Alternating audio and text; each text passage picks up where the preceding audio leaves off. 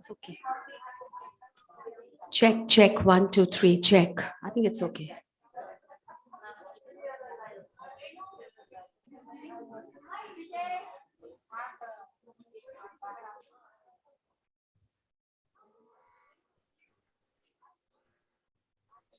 Got it.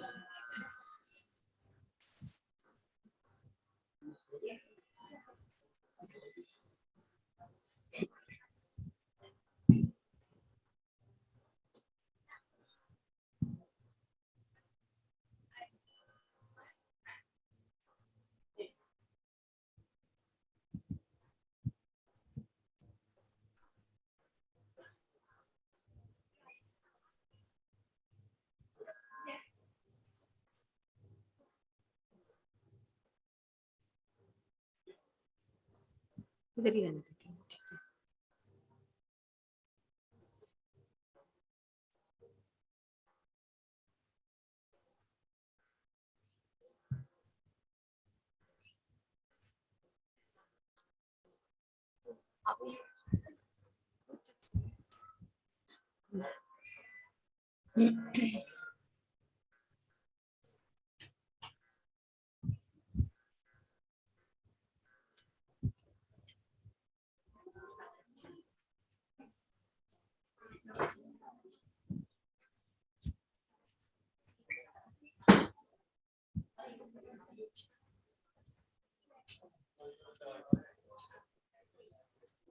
Oh, yeah.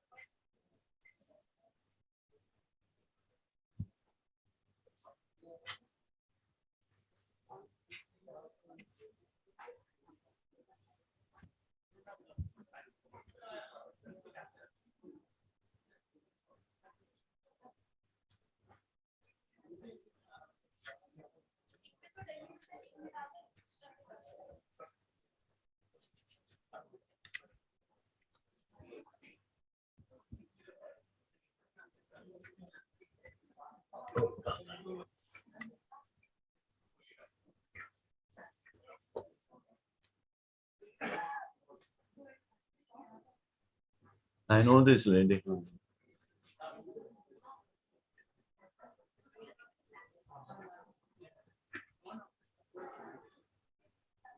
I'm muted.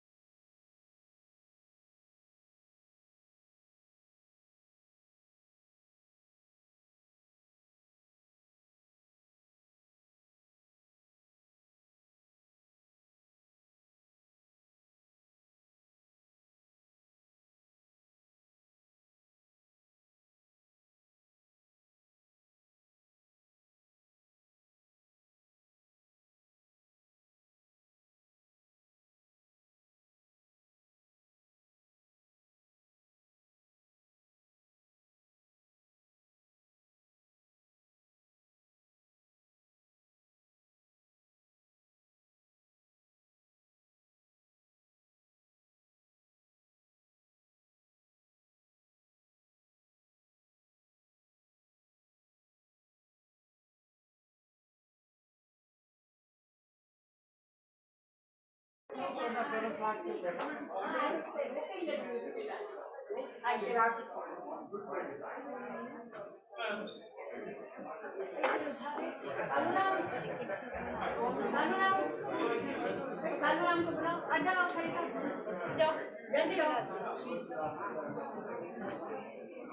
warm welcome to everybody here.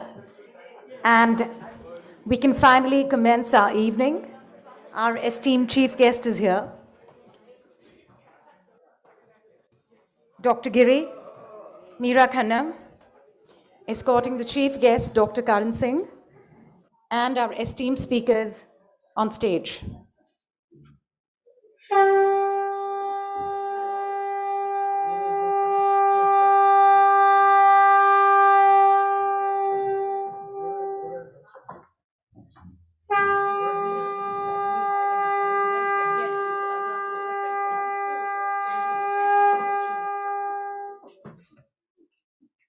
I thank everyone for joining us here this evening, this beautiful evening,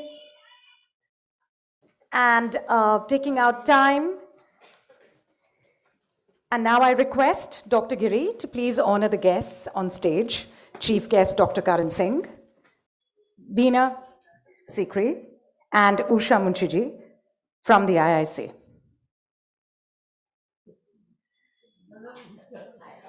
Dr. Giri. My dear, I would not take the name of Dr. Karan Singh because he is dear already, but I must acknowledge the dear all my friends who are sitting in the front rows who have contributed to this book. Thank you very much. Dr. Karan Singh, it was a pleasure. It has always been a pleasure knowing you, and I was just telling Dr. Karan Singh that I have really known him for nearly 52 years now. And in these 52 years, I've admired him.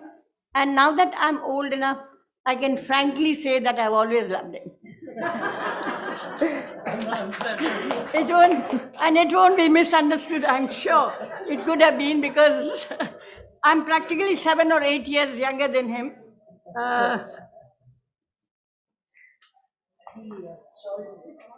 क्या चीज़ है? हाँ. No, better. Please sit down. No, please. Could we please have a round of applause as Dr. Giri. I made these myself, all these kursis for all my contributors, and this is, most of them were elderly, so this is for good health of everybody.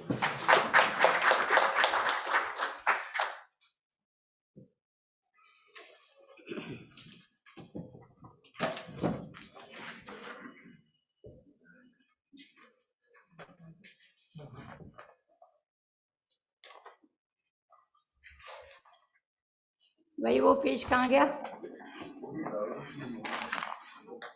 Renu? हाँ, okay. I have great pleasure in welcoming Veena Sikri here, who has been a great strength to the country, and she has really contributed to the forum as an ambassador and as a secretary to the Government of India, then as a convener to South Asia Women's Network. She is the vice chairman of South Asia Foundation and the Indo-French bilateral commercial and economic relations. She is also, she wears many hats. She was the first secretary, press information and culture, head of the Chancery, a dynamic ambassador whom I admired 20 years ago, or perhaps 15. How many years is that since? Oh, and I'm very, very happy to have her here today with us, because she has been such a good, for the women's movement also we admired, because in those days also it was very rare for women to reach those heights. Thank you very much for coming.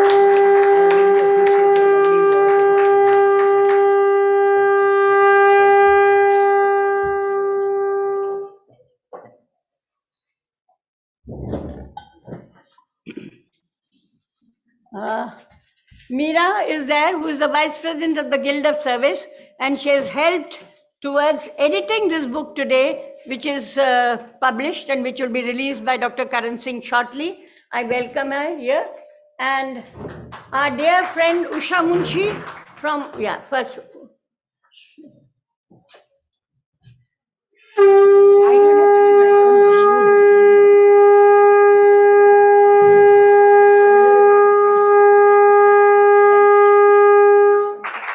Mrs. Munshi, who is also here with us from the IIC.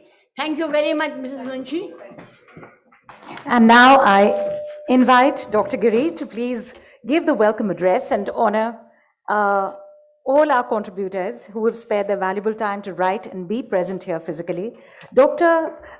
Giri is one of India's first known gender rights activists, as we all know, and she founded the Guild of Service 50 years ago.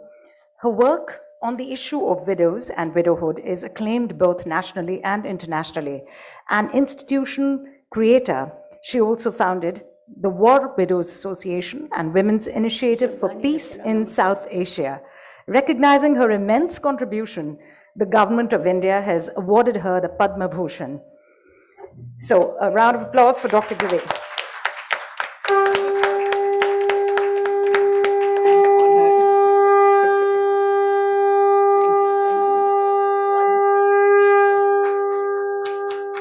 Friends, this is an old dupatta of Meera's. She was wanting to cut it and make into bags. She brought it to the guild and said, I said, nonsense. You just give it to me and I like wearing old clothes. Thank you, Meera. The publisher of this book, Pippa Books from UK, we want to honor Dr. Giri. Oh, thank you so much. Beautiful flowers. Parijata, the favorite of Krishna. Yeah. Thank you. While I'm very, very, very happy to have a few of the authors here with us today, I'm also very, very sad that many of them are not with me today here. Not the people who are, but they're not here in the world at all. I was looking forward to all of them to be here today. They were very good friends of mine. I'll just tell you their names and what they did. Dr. Shanta, for example, she is, I knew her as a perhaps 25-year-old lady when I went to Chennai. At that time, she had an asylum for mental illness people, which was very rare. This was about 60, 70 years ago. And the work that she has done, she made a cancer hospital in Chennai, and it is called the only cancer best hospital in the world today. It was recognized. I miss her very much. She was a doctor, cancer specialist, executive chairperson of the Cancer Society for 50 years, WHO advisor, Padma Bhushan, Padma Vibhushan, and the Raman Magsaysay Award winner. I miss her very much today. My second very good friend, to whom I went to school with Durgabai Deshmukh, and we were together. She did immense work in the All India Women's Conference. In a place called Kakinada, she has established a huge women's training center, which is running. She passed away a week ago. And I lost a good friend, Yechuri's mother. Kalpakam. Another very, very good friend of mine, I had known her for 50 years, last 50 years, dynamic woman, poetry, this thing, women's empowerment, feminism. I can't tell you what she didn't do. And I miss her today very much. Her name is Kamla Basin. She was an institution builder. She has got so many, many institutions to her credit, United Nations organizations, and here, everywhere, South Asia Foundation. She did a lot of work. I'll miss her today. My tribute to her is a poem that she wrote in this book. We are not keeping 1 month silence because it's a celebration for all those people who have gone. And I hope Meera will have a celebration like that for me also.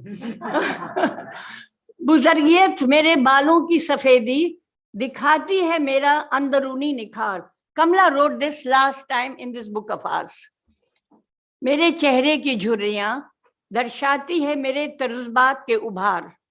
बार बार मेरा भूलना बताता है कि मेरी hard disk कब भर गई है. चलने की रफ्तार में कमी आई है. कहती है अब जल्दी जल्दी कहीं जाने की नहीं है जरूरत. सो खुश हूं मैं, बुढ़ापे की इन निशानियों के साथ मैं खुश हूं। मौत की क्या फिक्र है, मौत तो एक जश्न होता है। This is written by Kamla. And friends, a very, very great welcome to all of you today here. With great sense of appreciation and humility, I would like to acknowledge our valuable contributors who made the book happen today. Some of them are in a great rush to go away, so I'm really reading it fast now, especially for Zina and for Aruna Vasudev. Many of them are here in the room with us today, and I would like to acknowledge their gracious presence. Aruna Dalmia.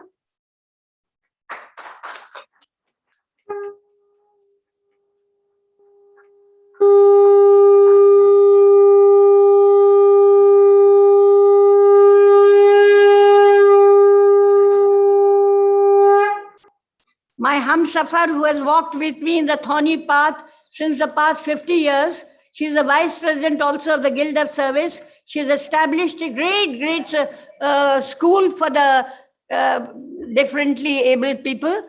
And it's an integrated school, and we congratulate her.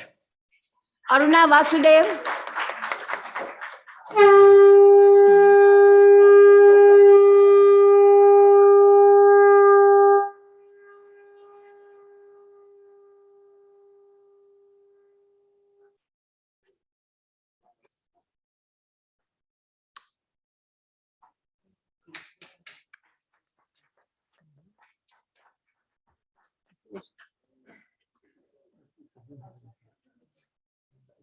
Asha Das. I had met.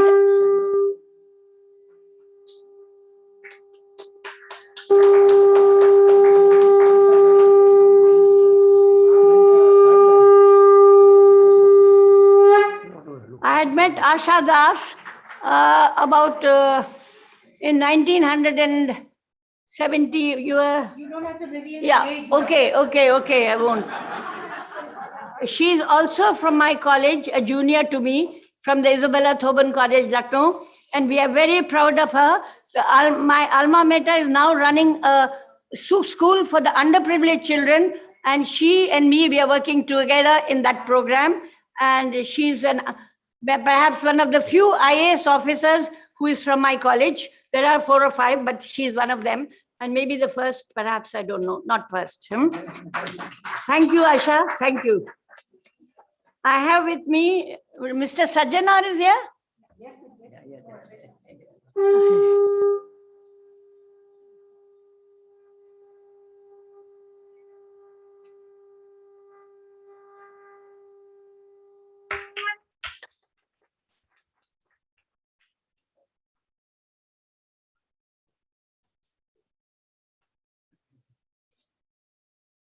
A brilliant diplomat and a speaker, and we share the common mandate of communal harmony. I'm very, very happy to have you with us here.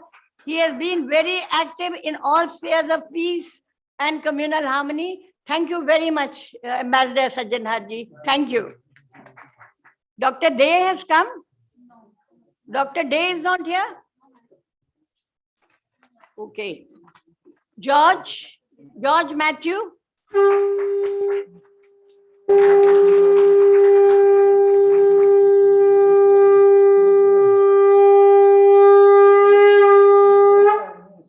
Our go-to person for political empowerment and friend of all in the Hunger Project with me, and then established so many institutions and institution builder. Thank you, George. Thank you so much. Thank you. Do we have Matthew here with us? Yes, Matthew.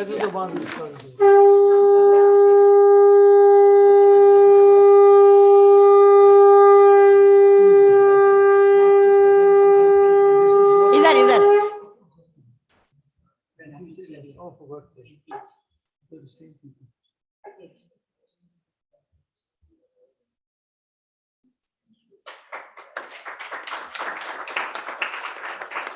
He's a dear friend and dear brother to me. We are together. He's also a trustee of the Guild of Service, a philosopher, guide, And whatever work for the elderly has to be done in this country, he's a major part of it. And I welcome him today here very much. Thank you, Matthew, for being here today.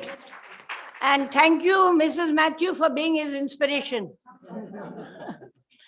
Mani has come, Mani Shankar. No, money is not here. Dr. Mohinder Singh? Yes.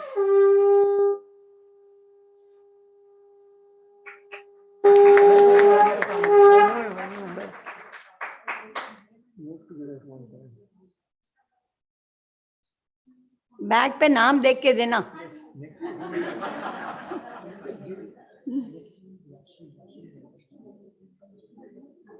I have known Dr. Mohinder Singh ji also for a pretty long time, for nearly 50 years now, and I have been also in the Punjab Academy. क्या नाम जी? Guru Nanak Academy? No.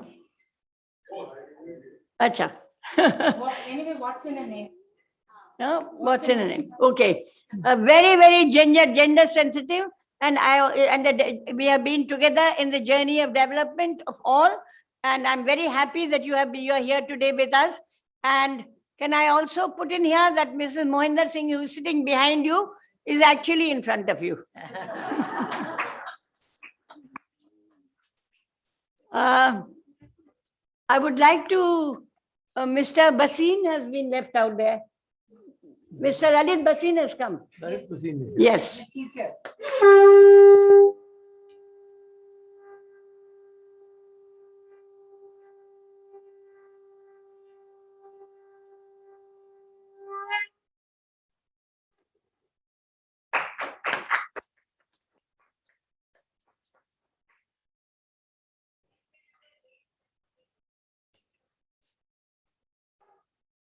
A brilliant, brilliant legal mind, much decorated, documented his life experiences with legal precision. And we are so happy. Apart from all this, my association goes back to him because his daughter and my daughter are very, very dear friends. Mani is not Mohinder Singh ji. Padma? Yeah.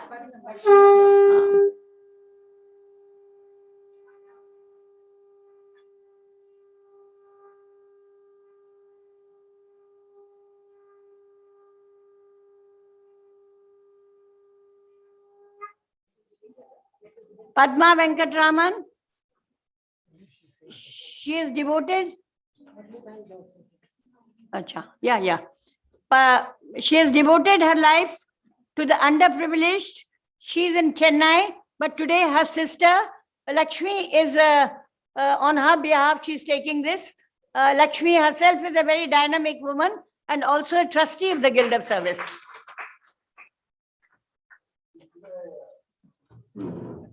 May I now, Ramesh Masherkar is here? No. Mr. Masherkar has come? These are the- Yeah, I know. Saroja has come? I'm going through the list. Saroja? No. Saroja Vaidyanathan is not here. She said she'll be here. Okay. Shanno? Shanno ji? बहुत बहुत thank you ji.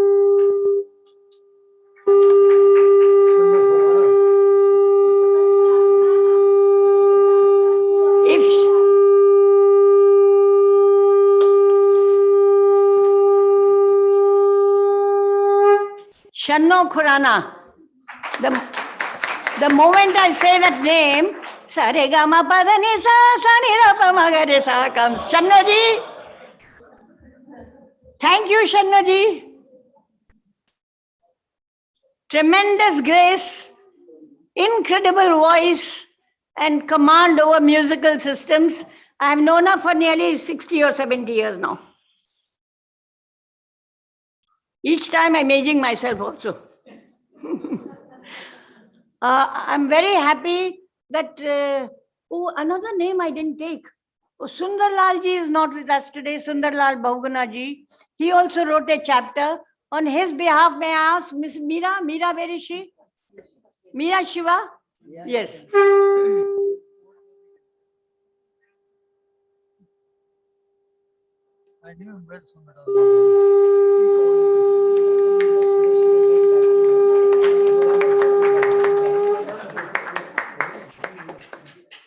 Has Uma come?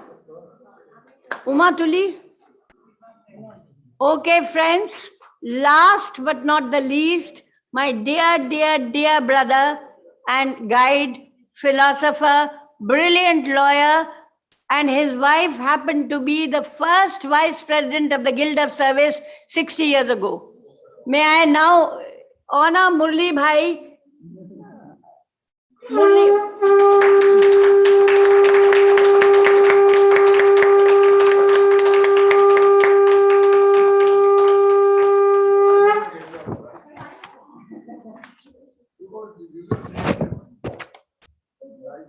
Manali, his daughter, is also a trustee with the Guild of Service. Murli Bhai has been saying that he feels very young on World Elders Day. Murli Bhai, I'm coming for lunch. Jaldi khatam karenge hum. Friends, as I've already told you all, the Guild of Service goes back. Its journey started 50 years ago in a small little room of the Rashtrapati Bhavan, right behind somewhere near the quarters of the working people. And from there it grew.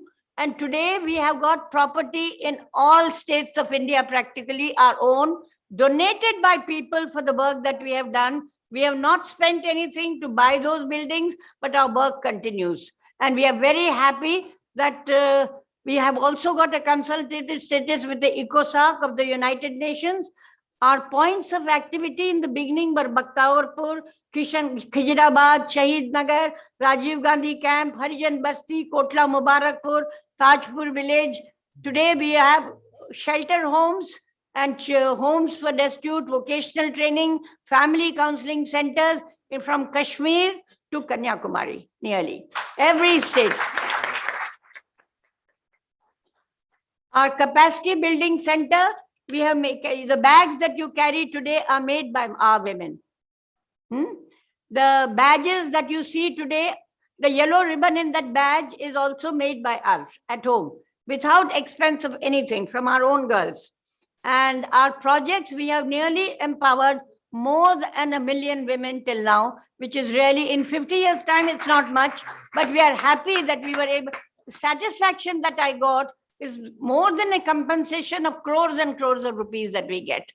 And perhaps one of the secrets, mantras, is, Saroja, you're late. Okay, we will honor you later. Okay. Our geriatric nursing courses are very good, and it's been helping many people. This was given, I want to recognize Ghazala Minai here, who was a secretary for the Ministry of Social Justice and Empowerment. And we have run under the scheme with a certificate from the Government of India, geriatric courses for the elderly, which is very successful, even though we are not getting a grant now, but we still run it. And apart from that, we have got a project called the Sana project, where we have empowered nearly 300 women to making them into small entrepreneurs. And they all become, whether they're making Poshak of Lord Krishna, or they are making these kinds of plants, nursery plants, or they are making clothes, or they, what else do they do? Meera, you will tell later on. Our main work has been to see that widows are not really neglected, especially widows in temple cities like Vrindavan or Varanasi or Tirupati and Kanya, you'll be Kanyakumari, you'll be surprised the condition of widows there is also very bad. Today, I'm happy that many of the things that we had fought for 40 years ago is less now, and women are coming out. No tonsuring of the hair is done by women. They are not wearing white clothes anymore. They are wearing bangles and tika both, which are all forbidden according to, no, Hindu religion doesn't say all that, but according to the custom. So we are happy that we have been able to achieve that. Due to the paucity of time, I'm not going to get into political empowerment, local empowerment, peace initiatives, and advocacy, and national, international advocacy. On behalf of the Guild, I'm proud and I'm happy and satisfied that I have traveled to 52 universities and lectured all over the world on the issues pertaining to widows and for peace. These two have been our main two focus areas. We have met nearly about another 20 lakhs of people abroad also who have been lectured in the universities. And I'm also happy to tell you that about 30 universities has even given a doctorate to us, and many, many other things that are not really to say. With these words, I think I complete my experiences of my journey of doing work. Whatever time God has given us, we will still keep working hard for that. And Meera is there, Lakshmi is there, Manali is there. I hope all these young people will take up the issue of widowhood and marginalized women and empowerment of women. With these words, I congratulate my team. My staff has been with me for 30 years, 25 years, Kalpana there, and Sharla there, and Renu there, and Ramveer is outside, sitting outside. And with a very skeleton staff, we are working throughout the country.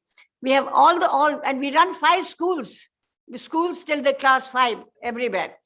And we are very happy. Sorry, it took a longer time than I was supposed to take. I was supposed to take 10 minutes, but I've taken more. Thank you so much. Thank you, friends, and thank you for being here today. Thank you, Dr. Giri. We honor our valuable contributors who share their mantras for aging impactfully with environmentally beneficial plants, symbolic of good health, most essential for aging gracefully. Now, we come to that moment. Saroja is here. Oh, Saroja, One. Shank.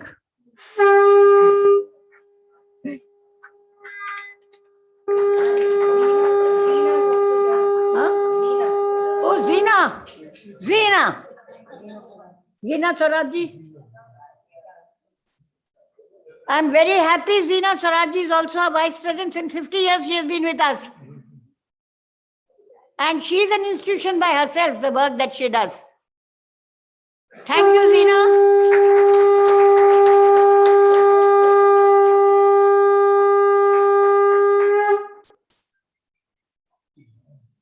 Zina, it's sent according to alphabetical order.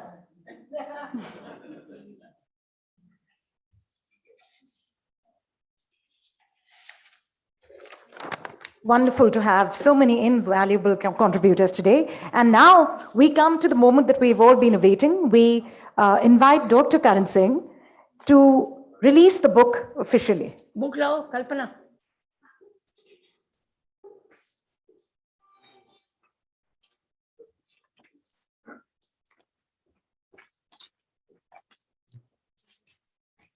आप खड़े मत होइए, बैठे बैठे करिए। इधर फूलों को ऐसे कर दिए। The release. We don't tie up a book because Saraswati cannot be tied. सबको दे दो। इधर से दो, इधर दे दो। Now we can take a photograph here. Can we? Yeah.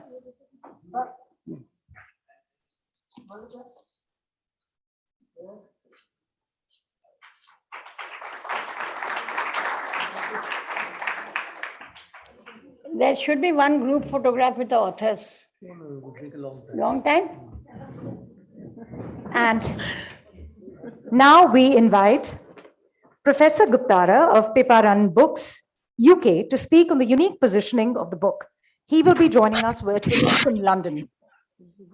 If we could just connect him, please. Thank you. Prabhu Guptara is a distinguished professor of global business management and public policy, executive director, organizational development of Wolfsburg, the platform for executive and business development, a subsidiary of UBS AG, formerly the Union Bank of Switzerland. He now has a portfolio of activities that include being an independent company director, an author, a prize-winning poet, and a public speaker, and of course, a successful publisher. Could we have a round of applause for Prabhu Guptara? Thank you. Thank you very much for that very kind introduction, and to Dr. Giri and to Meera ji for our excellent and happy cooperation. Their role, of course, being the excellent content of the book. My role being the rather more superficial one of financing the book, getting the material checked for odd spelling mistakes and things like that. You know, they creep into any book. The cover designed and choosing the quality of the paper and the size of the book and getting it properly formatted for the printing press and other such superficialities.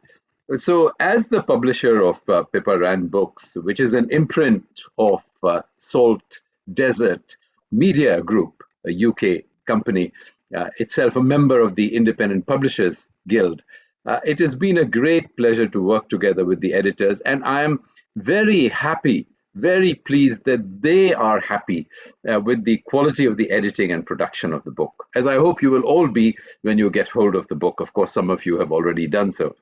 But I must say, I must ask Gustakhi Maaf for any and all mistakes and anything which is not elegant in the book. So please, Gustakhi Maaf. Now, I have been asked to speak about what is unique about the book. And I thought I might highlight only 3 things about the book, because there are 3 syllables to the word mantra, and therefore it might be easier to remember. Of course, the 3 syllables are ma, na, and tra. So, ma, the syllable ma, stands for the motto of the book, the catchphrase or the cry, the key sentiment of the book, the key message of the book. So, what is the motto? What is the key message of the book?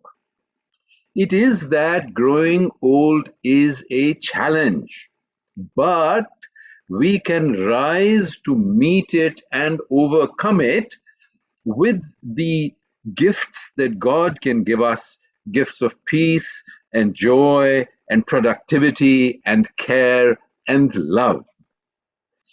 So that is the main message of the book, and that is the ma from mantra.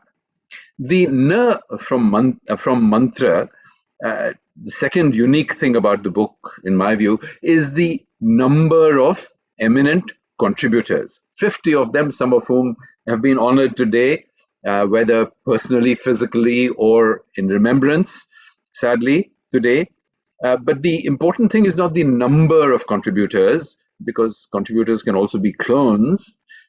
Here, the important thing is the variety of the contributors. Any number can be unidimensional, so to speak, but this is a multidimensional number. Variety is, of course, inevitable because, after all, there is, at any one time, for example, only one chief of staff of the army. So variety is unavoidable. But I am just emphasizing what a range of backgrounds and expertise and wisdom is contained and represented in this book.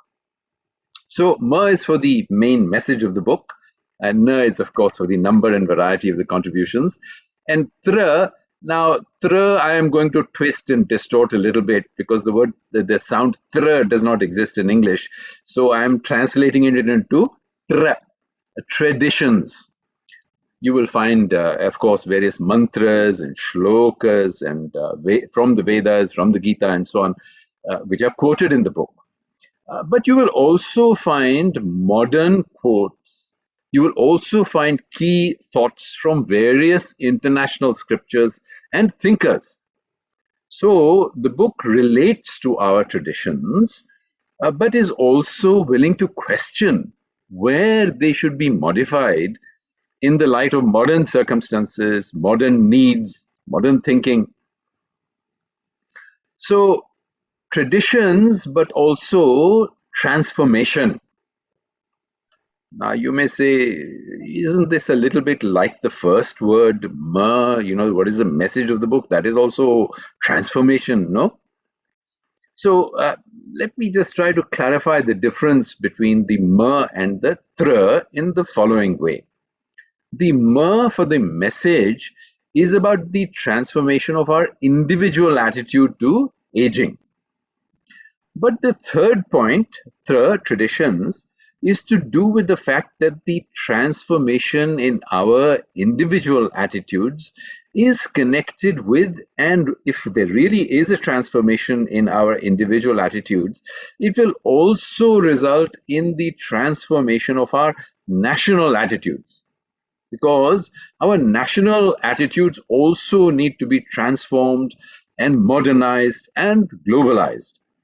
So the modernization, transformation and globalization of our traditions is also important consequence, which, God willing, there may be at least a small contribution towards it from this book.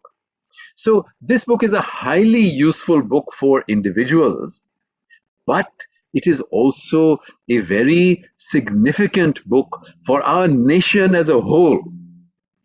At least that is my humble view of it. And I hope that these three unique points about the book, M for the message of the book, N for the number, the multidimensional number, the variety of contributions in the book, and Thr for the traditions and transformation can be kept in mind by you, by all of us, as we think about the book and discuss the book with our friends, our neighbors, our relatives, professional colleagues. We can keep these perhaps three points in mind. Thank you very much, Dr. Giri ji. Thank you, very much, Meera ji. Thank you very much, Dr. Karan Singh ji. And indeed, the chairman, the master of ceremonies, and all the contributors to the book. Thank you very much for your cooperation in the book and in the event today, and giving me the possibility of speaking and contributing to the event today. Thank you very much. Namaste and Jai Hind. Thank you so much, Professor Guptara, for sharing your most interesting and enlightening thoughts with us. And now we invite Mr. Fali Nariman, a valuable contributor to the book, to speak on the experience of imparting shared wisdom. And he is joining us virtually from right here in Delhi. Thank you. Mr. Fali Sam Nariman, Thank a you. warm welcome to you. He's India's best known constitutional lawyer and has served as the Additional Solicitor General of India and has also been nominated a member of the Rajya Sabha. Among his many books are India's Legal System, Can It Be Saved? And Before Memory Fades, an autobiography. Recognizing his immense contribution, the Government of India awarded him the Padma Bhushan. He was also awarded the Justice Prize 2002 by the Peter Gruber Foundation and has been named by the International Bar Association headquarters in London as a living legend of the law. Can we have a round of applause? We had the pleasure of having Batsy with us all these years. She was a friend, guide. I loved her absolutely. Thank you, Fali, for being there. Thank you. Thank you. Thank you, Dr. Mohini Giri and her extraordinary team. My good friend, Dr. Karan Singh. Ladies and gentlemen, today is the International Day of Older Persons, something not to be sniffed at. The older persons have already been cheered by good news of yesterday. And the good news of yesterday was the announcement of the worldwide release of the James Bond film with a soul-heartening title, No Time to Die. There you have the assurance that at the present, at least this month or this year, is no time for the elderly to die. If at all, that will come much later. But who is an older person? Bob Hope once famously said, when the candles cost more than the birthday cake, you know you have become an older person, which certainly and definitely includes my dear friend Murli Bandare, whom I see at the IIC, and includes myself as well. This is one good reason why I should not open my mouth and put my foot in it. But since I'm programmed this evening to say a few words, let me get them off my chest. To the most convivial gathering of older persons at the IIC and those listening in their homes and offices, I must give you some good news. And the good news is this. At the Times Literary Fest earlier this year, a very prominent English writer, author of a book which has been adapted into a movie, publicly stated to a correspondent of the Times of India the following, and just please listen in. I wonder, she said, what's going to happen to us when we get older, because there is not going to be enough money to take care of us simply because we have lived so long. This is how the author, one Deborah Mogachich, continued. I have decided, she said, to outsource the elderly to lovely India, which is so cheap, so warm, so welcoming, and so respectful of the elderly. And this is a great deal better than they are treated in England, unquote. Quite a glowing tribute to our country and to its 1.4 billion inhabitants. It certainly gladdened my heart, and I pass it on to you, hoping it gladdens yours. My second compulsion to say a few words this evening is that I have been fortunate to have received only last week a book from my grandson-in-law. I have no son-in-law, but my granddaughter's husband, Rohan Alva, presented me with what has proved to be a most interesting and invaluable little book. This is the book. Its title is Ikigai, and it has a subtitle, The Japanese Secret to a Long and Happy Life. It is published only in the United Kingdom by Penguin Random House, and it is already an international bestseller. Our book, just released, compiled by Mohini Giri and our enthusiastic team, contains mantras from us all. But the book presented to me by my grandson-in-law, Ikigai, is different. It is about how to ensure that our aging also has a physical side to it. According to this book, the secret to extended longevity is, first, finding a purpose in life, which in Japanese is called Ikigai. That's why the title. Next, the authors of this book recommend a healthy diet, such as replacing junk food with fruits. But more importantly, they recommend that they say in Japanese, hara hachi bu, before and after eating, which expression the people in Japan repeat and say, and this means, I must remember to fill my belly only up to 80%. In other words, not to keep eating until you are full, but to stop eating when you are starting to feel full.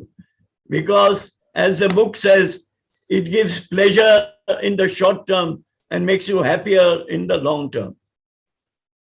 The book also tells us that in the Japanese island of Okinawa, for every 100,000 inhabitants, there are at least 25 people over the age of 100 years who keep repeating the mantra, hara hachi bu. Third, physical exercise is important according to Ikigai. It need not be strenuous, but exercise at any age is a must. In other words, don't spend too much time sitting, whether at home or at work. Keep moving, because the muscles in your body, along with the neurons in your brain, get stimulated only when you keep moving. Ladies and gentlemen, one last comment. On the occasion of the Golden Jubilee of the Guild for Service, I have a request to make to you all. Please be good enough to join me in purchasing a dozen to 20 copies of this book, in which we have all contributed in writing, to ensure a wider distribution. It will help the Guild for Service if, in addition to our written contribution, we also make this relatively small financial contribution as well. It will provide Mohini Giri and her dedicated team of workers the continued incentive for doing what they already do so efficiently and so well. But this is only a recommendation. Your attendance here or your participation at this function does not make it one bit compulsory for you to purchase copies of the book. It is only my request. And with this, ladies and gentlemen, I conclude my oral intervention. Thank you. Thank you so much, Mr. Palisam Nariman, for your wonderful words. And now I invite Meera Khanna, one of the two editors, to speak on the book. And she will be accompanied by Rann Singh, who will sing the Sanskrit shlokas. Writer, poet, and gender rights activist, Meera Khanna is trustee and executive vice president of the Guild of Service. She has worked as a consultant to the high-level committee on status of women, Government of India, served as a member on the expert committee on widows constituted by the Supreme Court of India. Among her widely acclaimed books is one on 14 first-person accounts of those who have seen the genesis of the conflict in the Kashmir Valley, titled In a State of Violent Peace. And we have with us Rann Singh, who's a trained singer in semi-classical music. Delving into her vast knowledge of music, she curates and designs modules and workshops through poetry and music. She has partnered with UNICEF to create musical stories for community radio in the remote villages of the country and has earned great appreciation for her work in Kashmir with orphan girls affected by terrorism. She is the founding member of Hum, Hamari Urdu Mohabbat.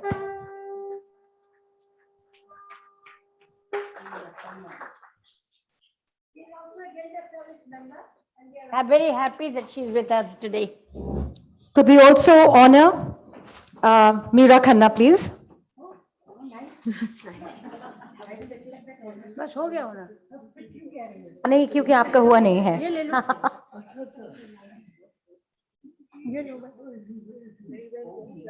I'm going there after that. And I'll say, hello. बिल्कुल कह रहा है. He's your grandson.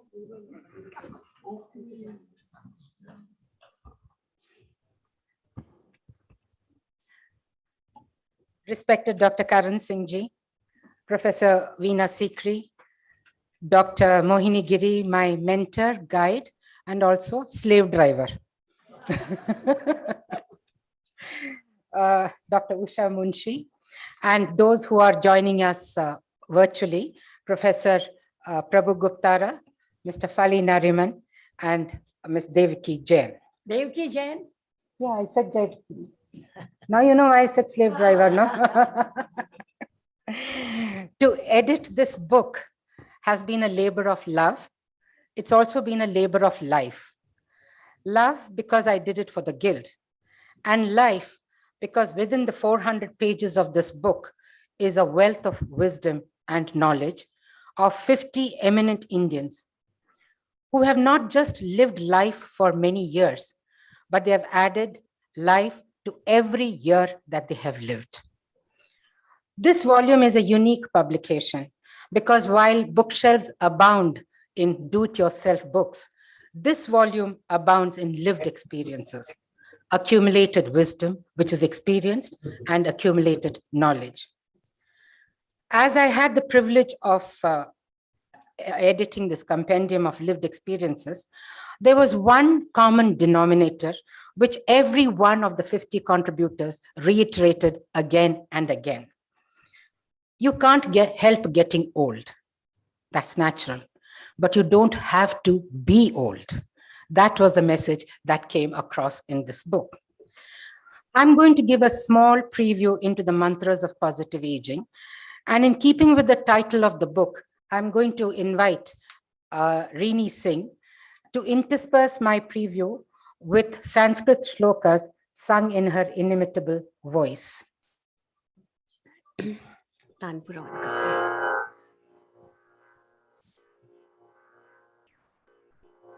So let's all once just chant Om and get into the space of the mantras. Om.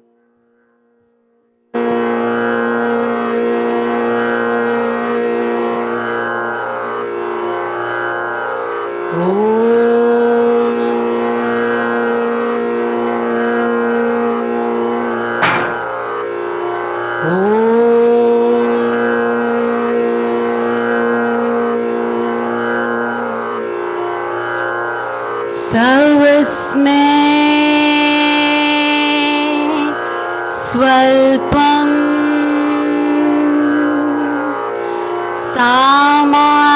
समाजाय सर्वस्वम् सर्वस्मै स्वल्पं समाजाय सर्वस्वं समाजाय सर्वस्वं समाजाय सर्वस्वम्.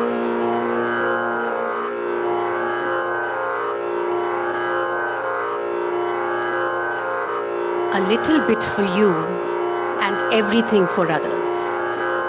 A little bit for yourself and everything for others. As the stress of having to prove yourself wears off and the roller coaster ride of material wants and needs finally stops, many of the elderly rediscover themselves by living outside themselves or continue the journey of giving rather than taking. Ela Bhatt, the late Sundarlal Bahuguna, Dr. Mohini Giri, Dr. Raghunath Mashelkar, Dr. Uma Tuli, George Matthew, Lalita Ramdas, Padma Venkatraman, Dr. V. Shanta, Jyotsna Chatterjee, Dr. Mohinder Singh, Matthew Cherian, Asha Das, and the late Kamla Basin, all of whom have contributed to this book. The list is very long because each one of them lived a journey that gave back to society much, much more than what was expected of them. Truly, they lived up to the Canadian advice of ask not what your country can do for you, but do what you can do for your country.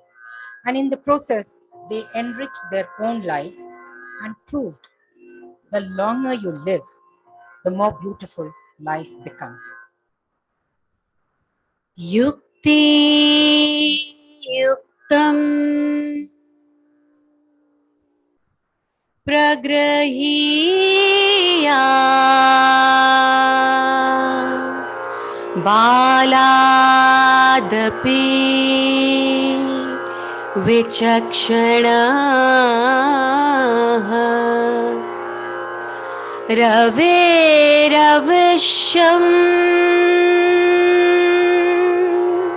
vastu kim nadipah prakashi raviravisham vastu kim nadipah prakashi kim nadipah prakashi.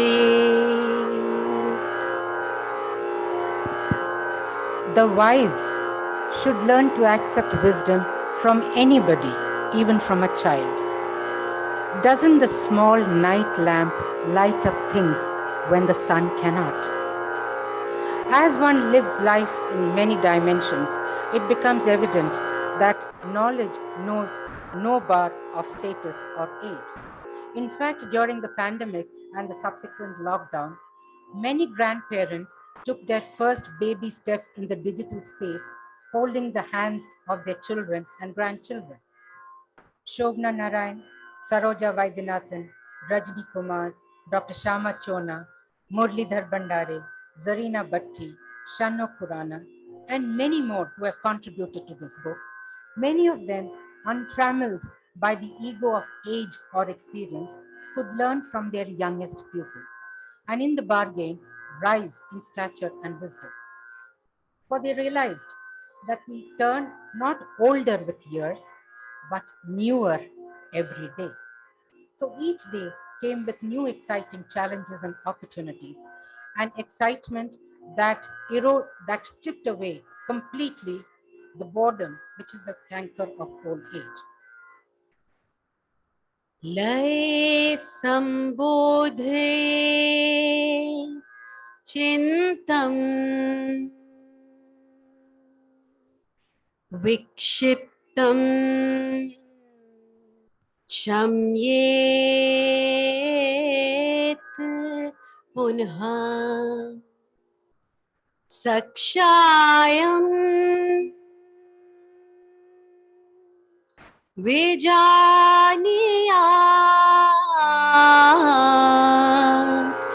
सम्प्राप्तं न चालयेत् सक्षायं विजानीयात्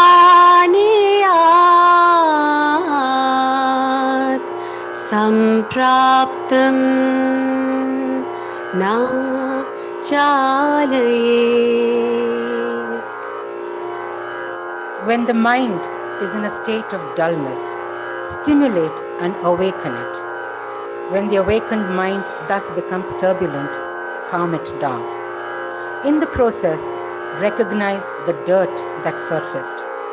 When the mind reaches the state of equanimity, do not disturb it further. That is a translation of the shloka which was just now recited.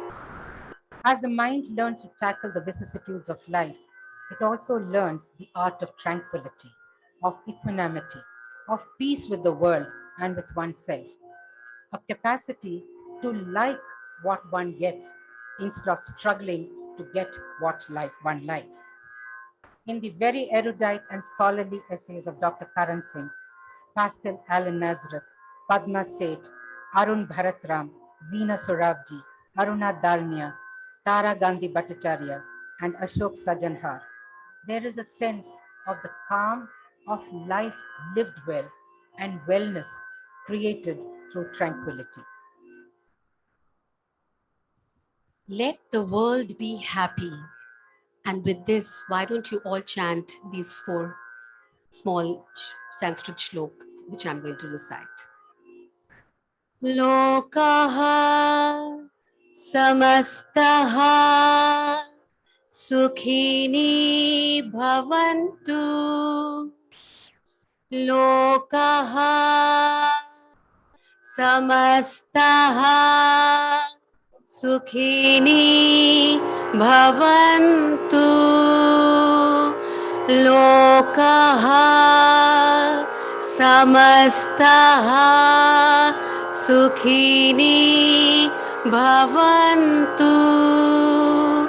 Sukhini bhavantu.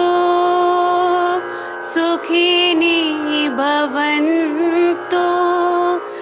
Lokaha samastaha sukhini bhavantu.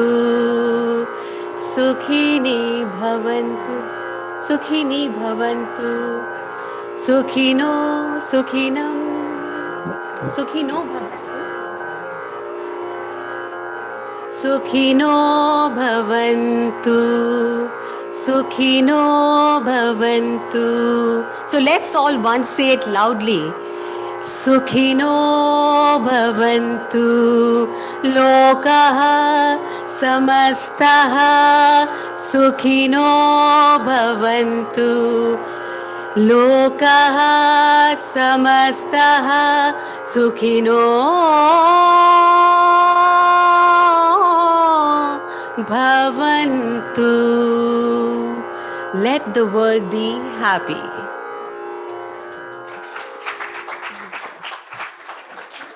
Let the entire world be happy. The trick of aging gracefully is to enjoy it. Truly, Mani Shankar Iyer, Margaret Alva, Fali Nariman, Armaiti Desai, Justice Sujata Manohar, Zakia Zahir, Saida Hamid, Zarina Bhatti, all of them who contributed to this book personify the happiness in being alive. It's not the loud laughter of youth. It's the gentle, tongue-in-cheek smile at the world. It's not the self-focused aspirations of youth, but the expanding vision of the whole world as one family. This book is truly a reflection of what Walt Disney used to say very often. Laughter is timeless, imagination has no age, and dreams are forever. General Sharma, Lieutenant General Oberoi, Lieutenant General Shankar Das, Major General Ian Cardozo, who disciplined themselves into a healthy old age, also proved that the second innings can be even more exciting than the first, much like our cricket team. At this point, I would like to quote the diva, the Italian diva of Hollywood, Sophia Loren. And I quote, "There is a fountain of youth. It is in your mind, your talents, the creativity you bring to your life, and the lives of the people you love. When you learn to tap that source, you will truly have defeated age," unquote. In a minute, she's sitting on the stage. And Sophia Loren should know because she acted in the film The Life Ahead at the age of 86. In conclusion, there is a common linking in India of wisdom and old age. What is this wisdom that comes not with old age, but with the life-turning experiences of living? And I'm going to say something which came to me in the internet, but of course I've hashed it up. When you remember not the cost of an experience, but the experience itself, that is wisdom. When you understand that money has no memory, but experience has memory, that is wisdom. When you use your degrees for more sense, more knowledge for better judgment, more expertise for better solutions, that is wisdom. When you have learned to make a life, not just a living, then that is wisdom. By this yardstick, this book contains the eminently practical wisdom of 50 personalities. Because beautiful, talented young people are accidents of nature. But as Eleanor Roosevelt said, old people are works of art, created by capability and immense capacities, honed fine by experience, and polished by wisdom. This book contains 50 works of wisdom. But also, in conclusion, let me strike a note of caution. Wisdom doesn't come automatically with age. Nothing comes automatically except wrinkles. It is true that some wines become better with age, but only if the grapes are good in the first place, like all the contributors of this book. So on that happy note of wine and grapes, I rest my case, ladies and gentlemen. Thank you. Thank you so much, Meera Khanna. And now I invite Devaki Jain to speak on gender and aging. And she is joining us virtually from Bangalore. Devaki Jain is an economist, gender rights activist, writer and speaker and researcher. And she has founded the Development Alternatives for Women for a New Era, DAWN, a third world network of women's socialist scientists, and Institute of Social Studies Trust, IISST, a research center in Delhi. She has been a visiting fellow at Harvard University, Boston University, University of Sussex, SAIS, and Oxford University, and has published more than 10 books related to the development with women and more than 100 published papers in the same issue. She was awarded the Padma Bhushan by the President of India. Devaki Jain. Thank you, Devaki. After that, I just want to say that really the mantra for positive aging comes from Mohini Giri. Just look at what she has put together. I'm sitting here in Bangalore watching the IIC and a huge multi-dimensional program. So if anybody wants to know what is the mantra for positive aging, just watch Mohini, whom I've known for some time, and learn. So, many congratulations. It's a brilliant, wonderful event you put together, apart from bringing together this book. It's been a privilege for me to work with you and to participate in this book. And I know I've been described as a feminist who gives some kind of feminist idea, but I want to take you over another journey in just 5 minutes, because I think we cannot separate the idea of aging or the aging experience from the circumstances in which we live. So we have to tether it in the income group, in the caste group, because everything, health, food, health services, all are very different, whether we are like I am, upper middle class woman, or somebody living in the periphery of Delhi in those habits. So one first round, I would feel that we do have to do what is called a class analysis. This has to be related to economic level, exposure to opportunity, environment, and so forth. Education is the third part of the ladder of steps in which one can locate an issue like how one responds to aging. Further, there's an often unarticulated, extremely important factor in how you age, and that is hereditary. I want to pause on heredity, and if any of you have remember or have read the book, there's a book called The Gene, An Intimate History, written by Siddhartha Mukherjee. I know it's expensive, but I suggest that everybody borrows it from whatever library you're in. Here, he shows that the genetic history of all of us is what determines how long we live, and it's an extremely important factor. So I want to go down.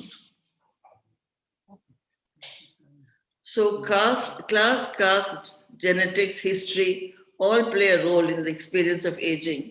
I would also add that unless one takes note of this bundle of factors, to give merely advice on how to age gracefully would not only be inappropriate but cruel. Speaking of myself, while others note at the age of 87, I'm still able to walk, think, write. It is not due to my own efforts. These were gifts that I've received because of my genetic history, not only from my father who lived up to the age of 100, but his sisters who were in deep poverty also lived up to 95, 97. His cousins, some of them who were really very, very deprived in faraway villages in Tamil Nadu, very few health services, lived up to their 90s.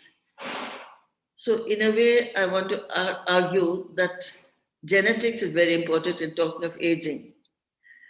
And someone who is now 87 and is in many ways as strong and as capable as she was, say, 10 years ago, it has been a question in my mind also, how is it that I am still in this shape and form? Well, again, the answer lies in regular exercises. I did not know yoga. I did not take regular walks. I did not have multivitamin tablets. So I argue that what I am today is relatively capable of mind and age is entirely genetic. Do I do anything to maintain them? I know. No particular tablets, but I'm told there are yoga practices that can ensure it is maintained, especially the mind. I'm told that pranayama can be a great help if the mind is failing. But always having been a very undisciplined person, someone who did not have any particular regime, any particular diet, any particular methods of maintaining herself to be able to come to some grips with the discipline, the regimen of the age of 87 seems quite a challenge. However, most of us who are mentally capable of elderly stages of our life would not like to be exposed to what can be called a humiliating experience, to have amnesia or Alzheimer's. On the other hand, one would like to have as much compassion and care for elders who have this declining attribute. The hitch and the Achilles heel in all this, of course, is economic well-being. That without having this genetic gift that we have in my family, there are people who have lived well and lived long, and is usually related to having good nutrition, access to health services, enough financial capability to pay for health services. It is also to have children and relatives who are caring and enable people to live good lives till they'll die. Thus, one cannot give any kind of advice or even offer a model on aging gracefully without linking it to economic base, genetic base, and opportunity. The feminine mystique, which you must have read, describes age as a source of inequality, wherein Betty Friedan could not recognize it until she became aged. So gender aging, even though many of the diseases or conditions common to a later life are experienced by both men and women, the actual rates, trends, and specific differs between sexes. While some of these differences are the result of physiological differences, a fully understand aging and health, a gender perspective is required. Gender can be understood as the complex and differing patterns and roles and responsibilities, norms, values, freedoms, and limitations that define what is called masculine and feminine throughout the life course, and which all play a role as determinants of aging. However, in most countries, the combination of various health and social factors results in a lower quality of life for women in later life. As a study by the Harvard Medical School states that men's hearts age differently than women's. As widowers, older men tend to be more isolated than women who are old due to perceived lack of male skills in developing social and familial ties, as claimed by a report written by the World Health Organization. So though men and women tend to age in a similar fashion, however, before the age of 50, women age twice as fast as that of a man. This is a finding of the study published in the American Journal of Physical Anthropology. Given, however, the advancement in technology, the anti-aging health and medical products, the market is growing very rapidly for both in industrialized and developing nations, thus masking the fact that women are aging and that entire industries have helped to create a market for anti-aging products. So I come back to my original thesis that much of good health or bad health, much of the fact that we may have depleting diseases like diabetes or asthma is genetic. And we have to work hard between the ages of 40 and 50 when these genetic troubles begin to avoid them. There are, of course, many ideas and practices, prescriptions that are afloat on how to avoid deterioration of anything in the mind and body. I still think that some of the practices suggested by yoga are perhaps the best in terms of medication. I think some of our traditional ideas are most valuable. For example, the use of haldi, the use of methi. Methi is supposed to have an impact in terms of staggering, if not holding back, the onslaught of diabetes. Haldi is not only a disinfectant, but a barrier to disease. So I believe in all those. And for coughs and throats, boiling haldi with milk, masala chai is a great chai. And so it comes from an Ayurvedic backdrop. You may say, why am I talking about these things? I think in the book, we are talking of aging and how aging can be both exciting as well as very, very troubling. And I always feel sorry about age. I often wonder what will happen to me if I get dementia. Will my sons put me in a home where I'll be with other people with dementia? If I'm in that home, there'll be a problem. I may do silly things. So I think women and aging is a particular issue. And I think the reason why I like what Mohini is doing is, if you look at widows, which is where she's concentrated much of her energy in the previous decades, and you look at how their lives have opened up, many people in the Banaras home of widows do in fact have dementia, because your loneliness, your feeling of being thrown out often by the house, loss of everything that you ever brought up. So there are psychological, sociological, and economic reasons why aging can be a threat.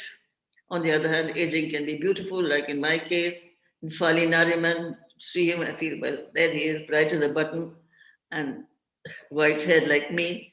So this is a thing. And I want to end by saying that if you want to study how to age gracefully and be a socially useful person, just look at Mohini Giri. You don't have to read any book. I think she's done exactly what we would all like all the rest of the aged women to do.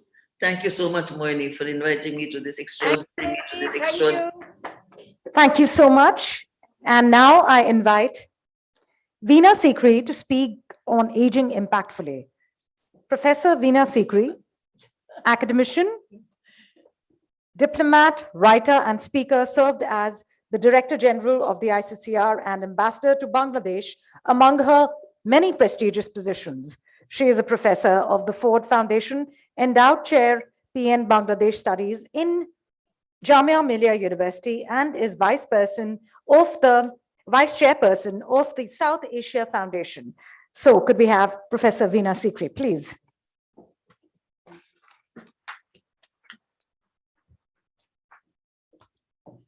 Good evening, dear friends. It is a very, very special honor to be here. And I would like to really thank Dr. Mohini Giri for inviting me to speak here.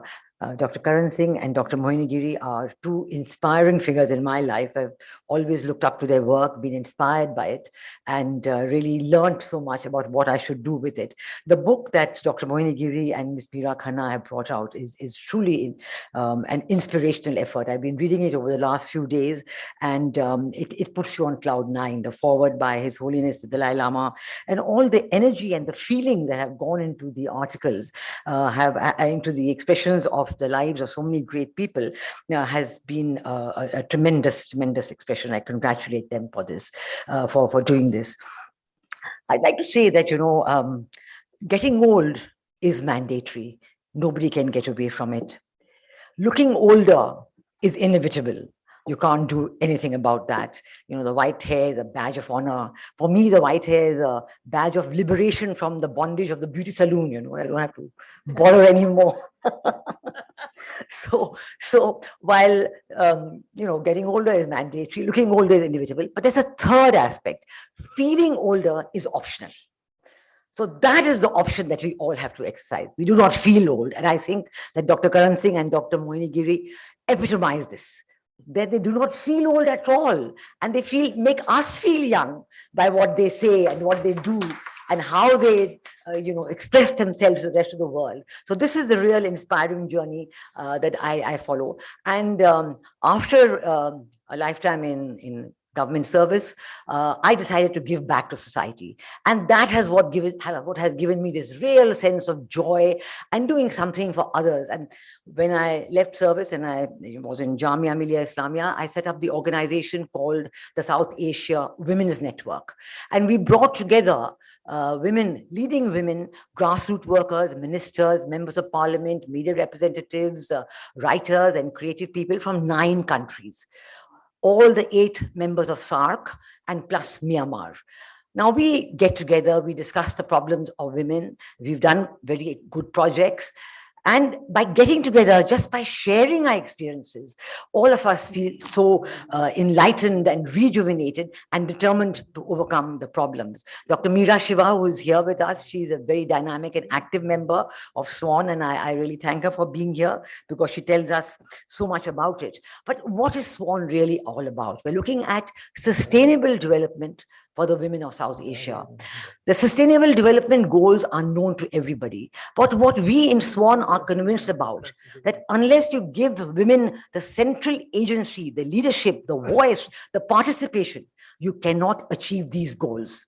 Whether it is malnutrition, whether it is overcoming the problems of environment or education or the problems of just livelihoods and finance, you have to give women a full participation in what they do with their lives and their careers. And that is what, when we discussed all this, you come to the conclusion that what is preventing women from getting this role? It is a patriarchal mindset. It is a patriarchal mindset that keeps women boxed into a certain position and prevents them from achieving this centrality and activity that they should. And that is what keeps us, the whole society, back. And when we look at aging, and when I look at the book, the wonderful experience that's written, the one aspect that strikes me is that it is the women among the elderly who have the much poorer end of the deal. They have the raw end of the deal. Because if you look at the figures that have been put out by the Ministry of Statistics and Program Implementation, MOSPI, they put out a study every 10 years on the situation regarding the elderly.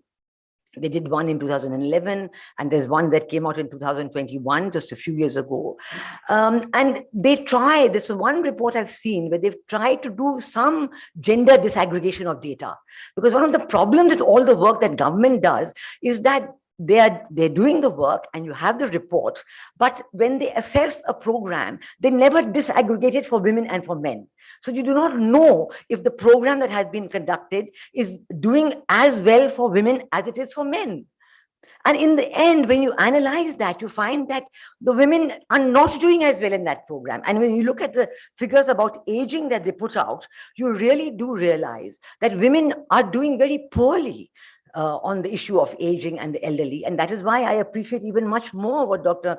Mohini Giri has been telling us, that what she has been doing for widows and the elderly. And we see that aspects like financial dependency among the women of the elderly, the financial dependency ratio, you find that if 65% of all aged people are economically dependent, then among them, only 20% of the women are economically free. The rest, 80%, are economically fully dependent. So they've lived their lives, but they remain at the end totally dependent on others. And because women live much older, have a longer life expectancy than men, so they outlive many of their husbands, and they are alone at the end of it, dependent perhaps on their children, perhaps on others. And of course, I think again here the work of Dr. Mohini Giri and the Guild for Service helps them a lot. Now, what happens? Why is it like this? Why is it like this? Because take the basic factors, literacy. Literacy among women is much poorer than among men. And if you go to the elderly, it is much, much worse. So if you see that hardly 28% of the women elderly have any kind of literacy or schooling, whereas among the men, the figure is much higher, going up to 60%. So the elderly women are much more vulnerable. They are much more entrenched and likely to face gender discrimination. Their social status is not recognized. Whereas the men, they still in the patriarchal mindset, they're still given the respect as the head of the family. It is very, very rare indeed to find that women have this respect of the family. So this is the aspect that I think we in SWAN also would like to work on a lot. And how do we overcome it? I think the respect for women has to be inculcated among the youth.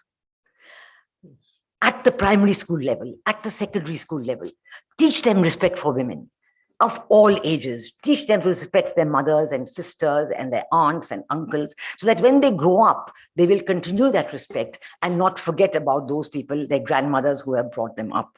This is actually our message, and this is what the advocacy that we would like to do in SWAN with community leaders, that the elderly have their rights, and it is the responsibility of the younger generation to look after them. And so with these very few words, I would say that we would like to put this aspect of respect for the elderly in the school curriculum.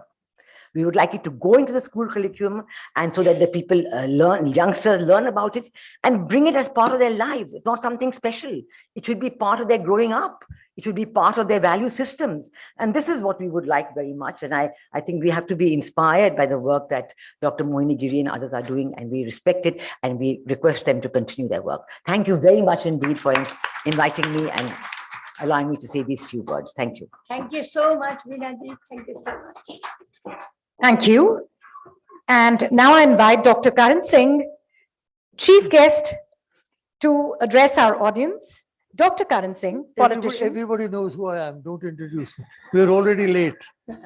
Very well. Thank you, beta. Myself, I'd like to comment one thing before you do. Oh.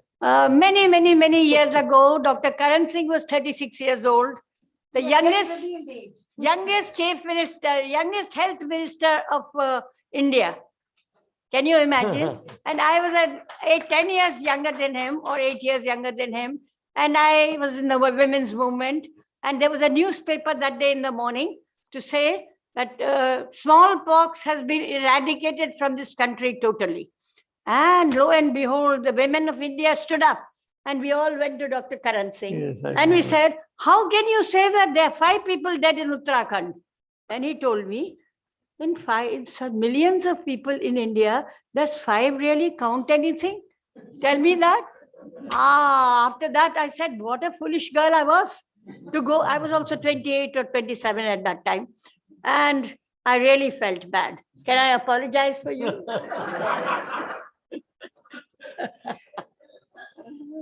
The authors of this excellent anthology, Mohini Giri and Srimati Meera Khanna, and Veena Sikri, whom I've known for many years, my dear friends Fali Nariman and Devaki Jain on the virtual net. Let me assure you that Mohini ji is as vivacious today as she was when she met me 52 years ago. And I must congratulate you, Mohini ji, on on what you've done. It's really quite extraordinary.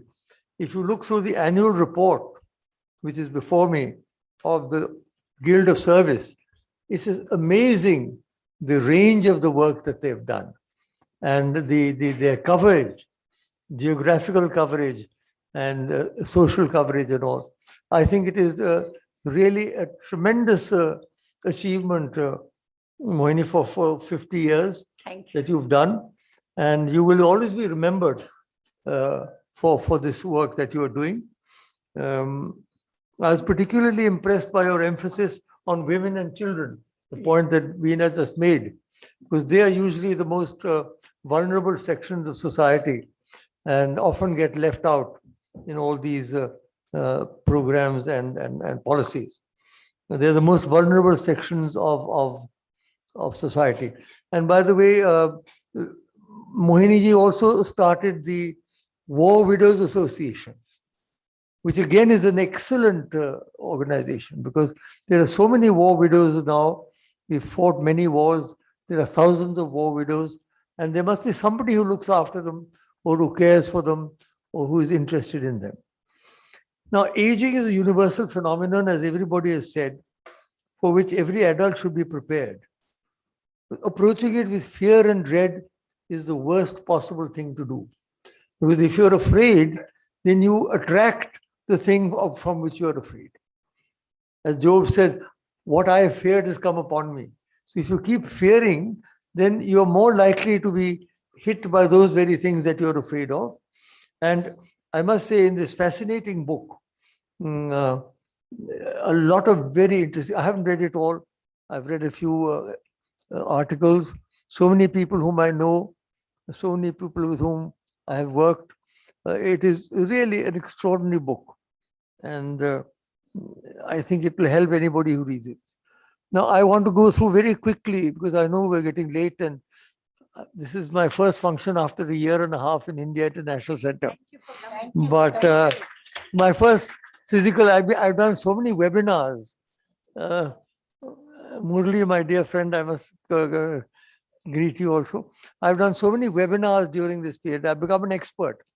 क्योंकि मैं अपनी कुर्सी पे बैठा रहता, I don't move an inch, और वहीं वो करके suits me perfectly. You don't have to get into a car and walk out and walk up steps and mic चल रहा है कि नहीं चल रहा है, पानी है कि नहीं, मजे से बैठे अपने घर पे. I am very pro webinar, I must tell you. And I was very tempted to have to say no to this, but because it was Mohini, I couldn't possibly refuse, as you know. Now, let me go through very quickly what I've said in my book. I've identified 5 dimensions of age. 5 dimensions. First, of course, is chronological age. That you can't change, at least not legally, unless you want to fudge your examination paper and all. It's a criminal act to try and change your birth certificate. I still have mine, by the way, which is in French, because I was born in France. So the chronological age is there. You can't change it. Then there's what I would call physiological age. Whenever I speak to younger adults, I tell them that what they do in their youth will determine to a very large extent what they will do or what they will look like when they're old, or whether they will get old at all or not, or whether they will go before that. For example, smoking is an antisocial act. It poisons not only the smoker, but the people around them. And people who indulge in that are asking for trouble. Their lungs are going to give way. Alcohol, all right, in moderation is fine. But let me tell you, slipping imperceptibly from social drinking into alcoholism is very easy. People don't realize, no, मैं तो कभी-कभी पीता हूँ, मैं तो थोड़ा पीता हूँ, beer पीता हूँ. Ultimately, before you know what's happening, you become an alcoholic. And that can hit your liver, and it can do a lot of damage psychologically. Then obesity, overeating. I must say that's quite prevalent in Delhi. Punjabi de सारे खूब डट के खाते ना जी, उन्होंने कोई डर नहीं होता, वो देसी घ्यो खाते था होता है. लेकिन ये है कि they tend to be overweight, and obesity is really a big headache. It's not good for you. Because if you're very fat when you're young, then you're not going to affect your health.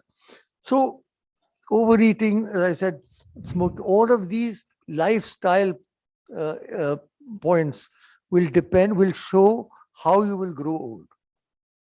If you do indulge in any one or more of these, sooner or later they will hit you back at some point in time. So that is what I call physiological age. There are people who are old at 40, or there are people who are young perhaps at 80. Then there's emotional age. You see, the emotions are very important. People don't realize the importance of emotions. For example, anger and rage and jealousy and hatred and all. These emotions are corrosive emotions. They destroy the mind. And along with the mind, they also destroy the body. Therefore, one has got to develop positive emotions of love and of caring and of togetherness and of giving.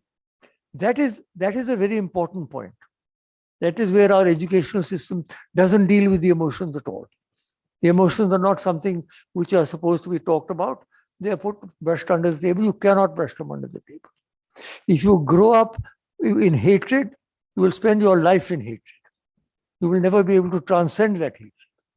I'm working in the interfaith movement for half a century. What we're trying to do is to get over the hatreds for the prototypes of various religions. And now, recently, Mohini, I don't know whether you've heard or not, that there's this new concept of neuroplasticity, which means that the neurons of our brain are not fixed forever. They can be influenced at any age through music, through various mechanisms. That is why हमारे यहाँ कहते हैं जब बच्चा छोटा हो, there should be good music. Even when the child is in the mother's womb, there should be soothing music and all. We've understood this.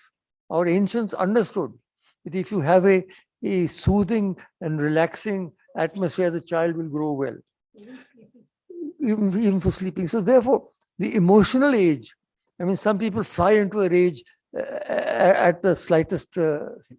If you get held up at a red light, gaaliyan kaddi jao ji. Because why? What are this? What is the point? What are you trying to gain? It's not going to help that red light go quicker than you think. You're just poisoning yourself by all the galis that you are nikaloing. So therefore, you know, this capacity to balance one's emotions, I think, is tremendously important for as you grow older. So chronological age, physiological age, emotion, intellectual age, the capacity to absorb knowledge, the capacity not only to stuff your head, but to absorb new ideas. For example, for people like us now, so much new has happened. I mean, when we grew up, there was no television. If you tell a teenager today that the human race existed for 5,000 years without a mobile phone, they won't believe you. Because for them, the mobile phone is a breath of life. We all grew up without mobile phones, for God's sake. I had a Delhi University record without a mobile phone or television.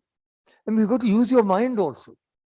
The capacity to absorb, Ano Bhadra Kritavo Yantu Vishwata, let noble thoughts come to us from every side, is our tradition, is our culture.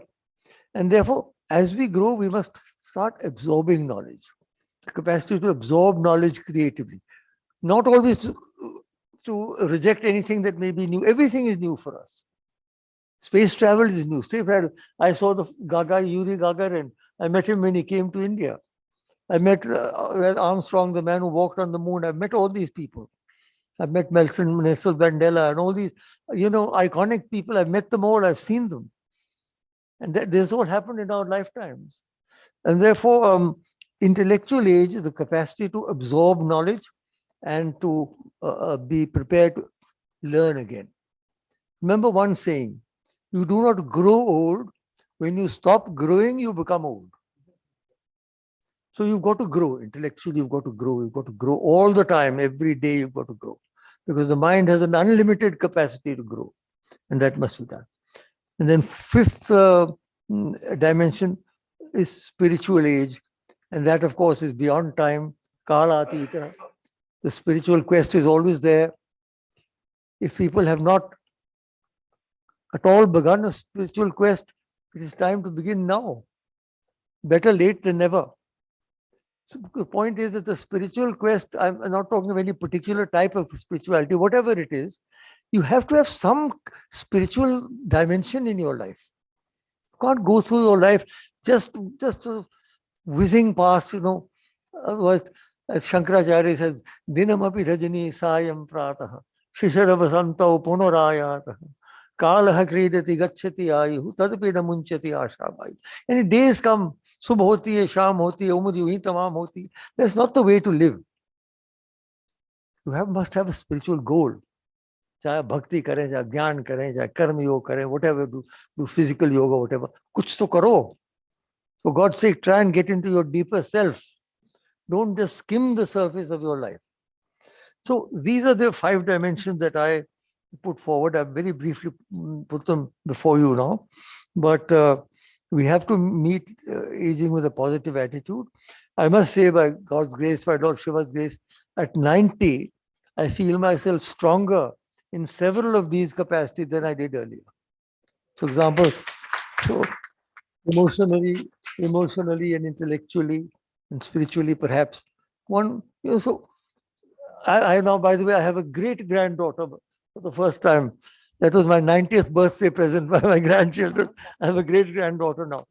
So again, Mohini ji, warm congratulations. Very well done, you and Meera. What a beautiful book you've produced, and the publisher. And we must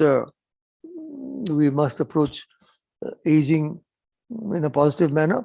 We must also approach death in a positive manner, but that will require a separate volume. Thank you very much. Thank you, sir. Thank you very much. Thank you. Before we say the vote of thanks, I would like to recognize our compare today, who is also a member of the Guild of Service, Vani Vyas. I'm sorry I didn't make you introduce. Thank you. Thank you so much. And also happens to be my niece. Vani, thank you. And now I request Dr. Usha Munshi to please give the vote of thanks. And she's currently serving as the Chief Librarian, IIC, a Fulbright Scholar, and has received many, and she's served at many prestigious organizations. I request Dr. Munshi to please come and give the vote of thanks.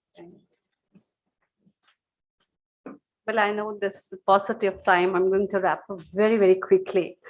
Honorable Dr. Karan Singh, the chief guest of the evening, Dr. Mohini Giri, founder chair guild, Ms. Devaki Jain, Ms. Meera Sikri, Meera ji, Chief Ali Nariman, Professor Guptara, ladies and gentlemen, a very good evening to all of you. I have been given this opportunity of wrapping up the session and acknowledge with appreciation all those who have contributed for the success of this event. At the outset, I, on behalf of India International Center, would like to congratulate the Guild of Service on its 50th anniversary and its half a century journey towards women's empowerment and social justice. Congratulations, ma'am. Aging is said to be a progressive, deleterious, and intrinsic phenomenon in an organism. However, Dr. Karan Singh mentioned 5 dimensions, and I'm here going to, of course, I'll come to that, but I'm going to give 3 dimensions of aging: biological, psychological, and social. Although the psychology of aging may be considered without regard to biological and social forces, it is best viewed as both a biological and a social science, reflecting the fact that the way in which individuals are transformed over time is a function of a complex field of biological and environmental forces.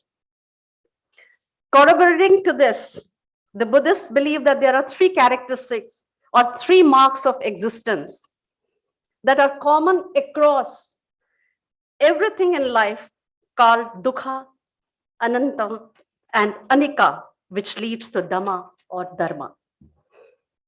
Dukkha, frustration or dissatisfaction, where life does not necessarily provide people with what they want and things are always changing. Anatta, egolessness, There is no fixed sense of self because everything is constantly changing. And anika, impermanence. Things in life are always changing, thus is transient. Nothing stays the same as everything is subject to change.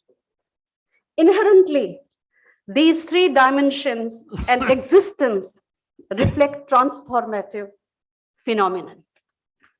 Precisely from birth to the final journey, we are all subject to change our form from a newly born to a toddler, to youth, to middle age, and old age. And this change is inevitable, yet a constant. But how divinely we age is what matters. After all, age is just a number, as Mohini ji in the prologue has mentioned this. And as Mark Twain has said that age is an issue of mind over matter. If you don't mind, it doesn't matter. Therefore, aging is an extraordinary process where you become the person you always should have been. And also, it is not where you are in life. It is who you have by your side that matters. These dimensions and existence are beautifully reflected in this book in 50 mystically magical shades portrayed by the distinguished contributors from distinct walks of life. The flavor we get from these iconic writers is that you are never too old to set another goal or to dream a new dream. Dr. Karan Singh has eruditely and magnificently given 5 dimensions of aging that encompasses whole gamut of issues and facets, easy to understand and absorb. So many authors like Janaki ji, Veena ji, Shrifali Nariman ji and others eloquently focused on various contours of aging gracefully and the wisdom and experience of the elderly population. The articulative prologue of Dr. Giri says it all in a very lucid and cogent expression. Feeling gratitude and not expressing is like wrapping a present and not giving it. My profound gratitude to the esteemed Dr. Karan Singh for agreeing to be with us and share his words of wisdom and encouragement. Thank you very much, sir, for being with us. Sincere gratitude to Dr. V. Mohini Giri and Miss Meera Khanna for gifting the society such a wonderful volume. And to all the distinguished authors for presenting splendid, opulent, and assorted platter of thoughts and viewpoints. To the architect of the book, the publisher, Pippa Rann, and in particular to Professor Guptara, a big thank you to you all. Ranny Singh, thank you for taking us to a different world with your rendition, which was transcendently delightful and mystic. My gratitude and deep sense of appreciation to the august gathering present here and those who have joined us virtually.